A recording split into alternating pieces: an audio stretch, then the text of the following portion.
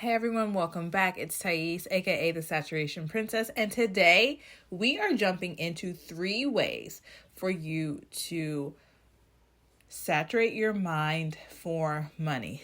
And yes, I know that there are 10,000, 10 million, 50, 11 of them videos about how you can manifest money, but I'm going to give you 3 key tips that I have learned in my manifestation journey that has taken me from being a school teacher to now corporate Barbie. I have multiple businesses and multiple streams of income. So go ahead and hit like and subscribe or hit follow if you're listening to this on podcast. So let's jump in. Number 1, you have to be okay with money. And when I say you have to be okay with money, there's so many things that we talk about when it comes to money, like how you grew up and things like that. But you have to learn to be okay with it. And what I mean by that is I grew up with a single mom. When I say single mom, I had a father, but unfortunately, my father passed away when I was very young. And so I had to learn about money from her. And so growing up with her, she had a very good job. And so I got to do a lot of different things that I normally wouldn't get to do. So I took ballet. I started flying by myself at like 7 because I would go visit my father's family in Alabama every summer from California. And so I had I would say for a African American girl growing up in California in the 90s, I was living large, right? Traveling, doing all types of things. However, my mom would always flip it. Like, I felt like I never got to enjoy it. Like, yeah, I got to fly, but then I always was reminded, well, remember, there's lots of people who don't get to do this, and you need to do da da da da da da. Instead of like, God is great. He's blessed us with this money. You should be enjoying it. Make sure that you don't allow it to dictate how you treat people. Make sure you see this as this. No, it was more like punitive. Yeah, you get to do this, but remember, there's X, Y, Z people who don't get to do it. And so I never got to fully enjoy it. So that's why I say you have to be okay with money. Like, I literally just allowed myself to receive a Louis Vuitton purse. Like, I was okay with secondhand. And eventually I was like, why can't I just have the real thing? Just get the real thing. Like, get something that is new, something that is yours. And a lot of times we're raised like, that's a waste of money. Like, spend your money otherwise.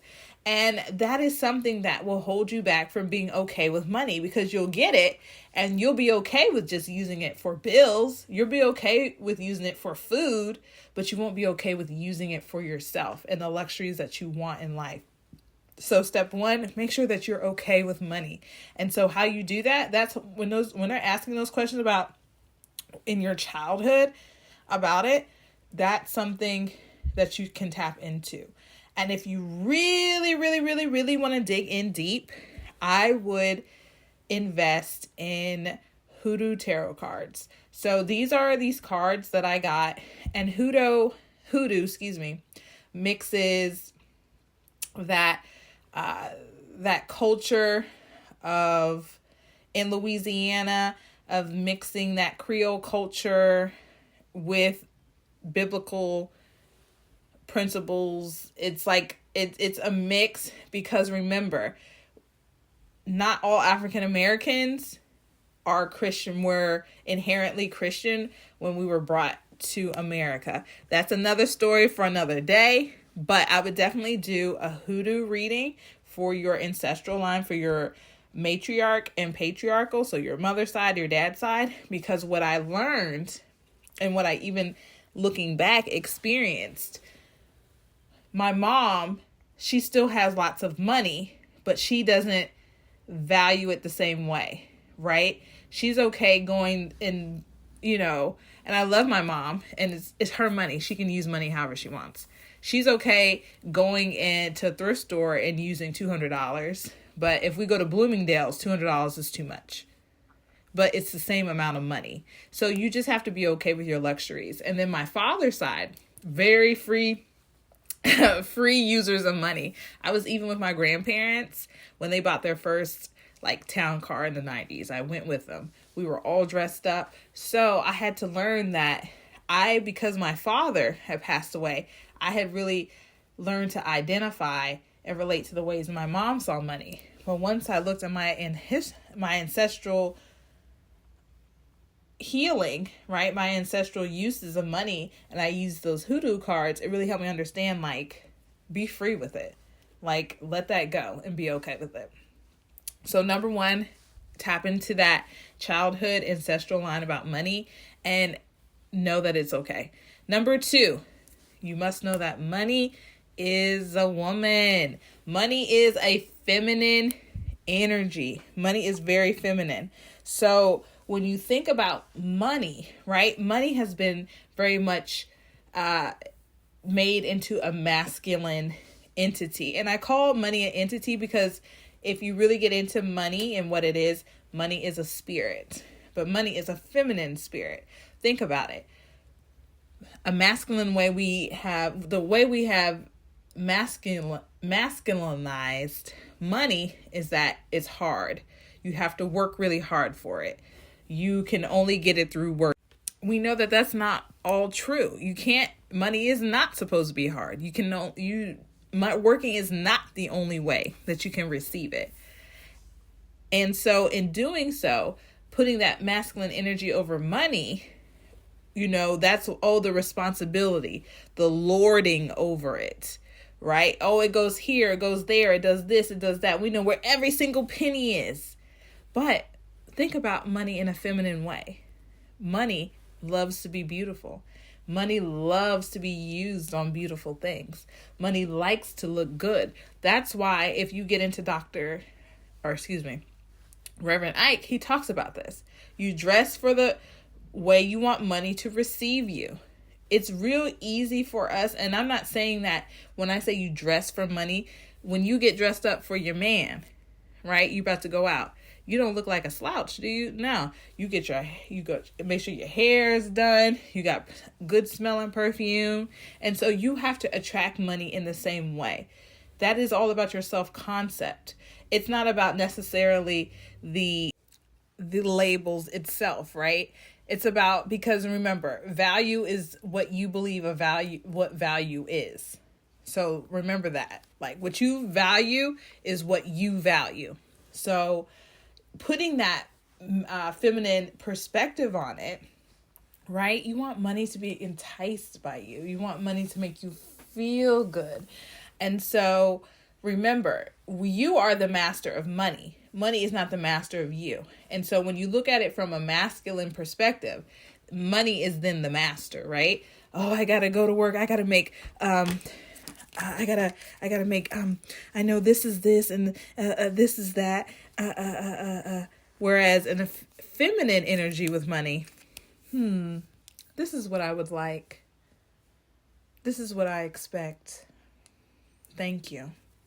Think about it, right? That's how you have to treat money. And so knowing that money is a feminine energy, that then too helps you tap into that ease, because money is supposed to be easy. It's not supposed to be hard. And society, our outer society, has made money very masculine. And so once you start to approach it from a feminine way, like think about how you like to be treated, how you like to be loved, adored, the words that you like to hear.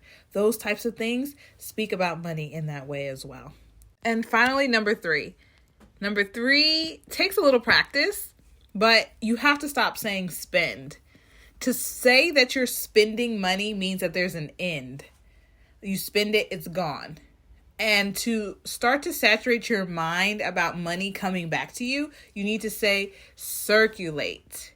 I'm circulating money today.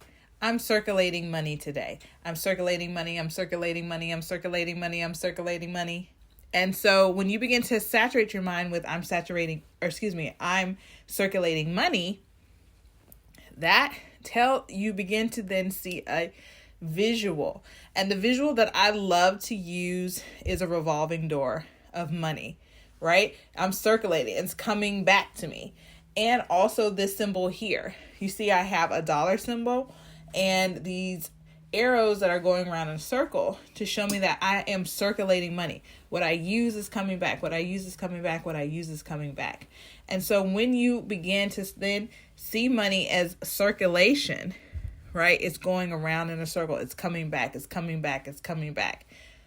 With that symbol, you will then feel more comfortable using money, because you know when you're using it, it's coming back because you're circulating it.